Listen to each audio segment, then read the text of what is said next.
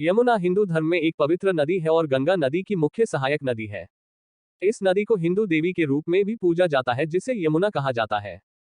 शुरुआती ग्रंथों में यमुना को यमी के नाम से जाना जाता है, जबकि बाद के साहित्य में उन्हें कालिंदी कहा गया है। हिंदू धर्मग्रंथों के अनुसार वह सूर्य देवता सूर्य और बादल देवी संजना की बेटी है। वह मृत्यु के देवता यम की जुड़वा बहन भी है। वह भगवान कृष्ण के साथ उनकी 8 प्रमुख पत्नियों में से एक के रूप में जुड़ी हुई हैं, जिन्हें अष्टभार्या कहा जाता है। कृष्ण के प्रारंभिक जीवन में एक नदी के रूप में यमुना एक महत्वपूर्ण भूमिका निभाती है। हिंदू धर्मग्रंथों के अनुसार यमुना के पानी में स्नान करने या पीने से पाप दूर हो जाते हैं। पौराणिक साहित्य में यमुना को सूर्य देव की बेटी के रूप में वर्णित किया गया है। हालांकि कुछ लोग कहते हैं कि वह ब्रह्मा की बेटी थी और उनकी पत्नी सरन्यु बाद के साहित्य में संजना बादलों की देवी और उनकी जुड़वा बहन थी। यम मृत्यु के देवता। उनके अन्य भाइयों में प्रथम पुरुष वैवस्वत मनु, जुड़वा अश्विन या दिव्य चिकित्सक और शनि ग्रह शामिल हैं। उसे सूर्य की पसंदीदा संतान के रूप में वर्णित किया गया है। सूर्य की पुत्री होने के कारण उन्हें सूर्यतनया, सूर्यजा और रविनंदिनी भी कहा जाता है। एक कहानी उसके नाम यमुना की व्याख्या करती है। संजना अपने पति सूर्य की गर्मी और उसकी रोशनी को सहन करने में असमर्थ थी और उसकी उपस्थिति में उसने अपनी आंखें बंद कर ली। सूर्य ने अपमानित महसूस किया और कहा कि उनके द्वारा दिखाए गए संयम के कारण उनके बेटे को यम संयम के रूप में जाना जाएगा। इसके बाद संजना ने अपनी आंखें खुली रखने की पूरी कोशिश की, हालांकि उसने उन्हें फिर से सूर्य को क्रोधित कर दिया, जिसने घोषणा की कि उसकी बेटी यमुना होगी। चूंकि संजना ने आंखें खुली रखने की कोशिश की थी, इसलिए यमुना को आशीर्वाद मिला कि वह देवी के रूप में पूजी जाएगी और पूरे समय याद की जाएगी। कालिंदी नाम मृत्यु और अंधेरे के देवता यम काल के साथ उनके संबंध से लिया गया हो सकता है। एक अन्य स्रोत से पता चलता है कि उनका कालिंदी नाम उनके सांसारिक स्रोत पर्वत कालिंदा से लिया गया है। कुछ किंवदंतियां ये भी बताती हैं कि यमुना का रंग काला था और इस प्रकार उसका नाम कालिंदी पड़ा। वामन पुराण इस कहानी का वर्णन करता है कि कैसे मूल रूप से साफ पानी काला हो गया। अपनी पत्नी सती की मृत्यु से व्यथित शिव पूरे ब्रह्मांड में घूमते रहे। सती के बारे में सोचते हुए शिव ने सती के द्वैख और यादों को दूर करने के लिए यमुना में छलांग लगा दी, जिससे उनके द्वैख और अधूरी इच्छा के कारण उसका पानी काला हो गया। एक अन्य किंवदंती में वर्णन किया गया है कि कृष्ण ने कालिया नाग को हराकर यमुना में बहा दिया था। जब काला सांप पानी में घुस गया तो नदी अंधेरी हो गई। मान्यताओं में यमी को यम की जुड़वा बहन माना जाता है। यम और यमी निर्माता देवताओं की एक दिव्य जोड़ी है। जहां यम को मृत्यु के देवता के रूप में दर्शाया गया है, वहीं यामी को जीवन की महिला कहा जाता है। यामी ऋग्वेद में यम के एक भजन को भी संबोधित करती है, जिसमें मरने वाले बलिदानियों को मृत्यु के बाद दिए जाने वाले विभिन्न पेय का वर्णन किया गया है। ब्राह्मण पाठ तैत्तिरीय संहिता में कहा गया है कि यम अग्नि अग्नि है और यमी पृथ्वी है। इस प्रकार यामी को आगे पृथ्वी के साथ एक संबंध के रूप में वर्णित किया गया है, जो उसे कब्रिस्तान और द्वैत की देवी निर्वृति से संबंधित करता है, जो वेदों में यम की एक अन्य साथी है। ब्राह्मणों में हालांकि संहिता ग्रंथों में यम की जुड़वा बहन होने की केंद्रीय भूमिका बरकरार रखी गई है। शतपथ ब्राह्मण में पुरुषमेध संस्कार में जुड़वा बच्चों की मां को यमी के लिए बलिदान किया जाता है, जबकि तैत्तिरीय ब्राह्मण में जुड़वा बच्चों की बलि दी जाती है।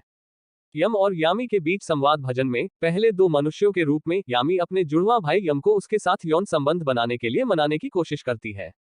यामी कई तरह के तर्क देती है, जिसमें मृत्यु वंश को जारी रखना भी शामिल है कि त्वष्टर ने उन्हें गर्भ में एक जोड़े के रूप में बनाया था और द्यौश और पृथ्वी अपने अनाचार के लिए प्रसिद्ध हैं। यम का तर्क है कि उनके पूर्वज जल में गंधर्व और जल में रहने वाली कन्या अनाचार न करने का एक कारण है कि मित्र वरुण अपने नियमों में सख्त हैं और उनके पास हर जगह जासूस हैं।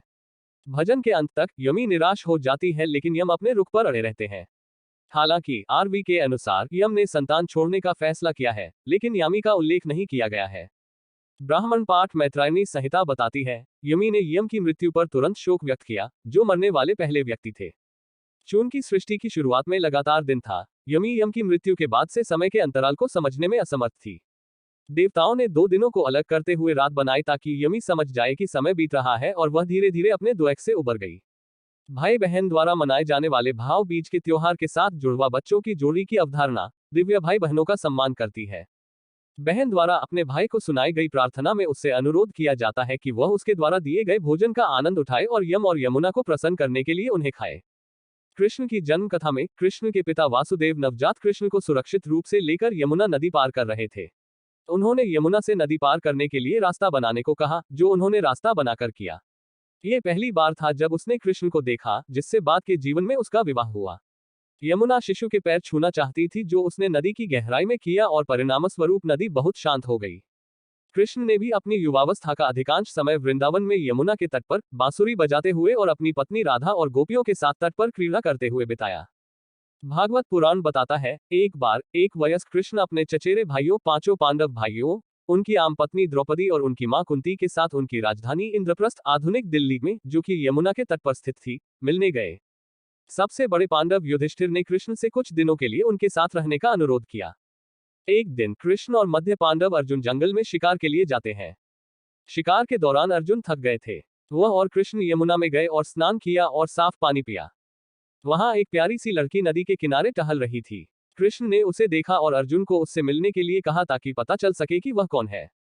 जब अर्जुन ने पूछताछ की तो लड़की ने उन्हें बताया कि वह सूर्य की बेटी कालिंदी थी और वह नदी पर अपने पिता द्वारा बनाए गए घर में रह रही थी, जहां वह विष्णु को अपने पति के रूप में पाने के इरादे से तपस्या कर रही थी।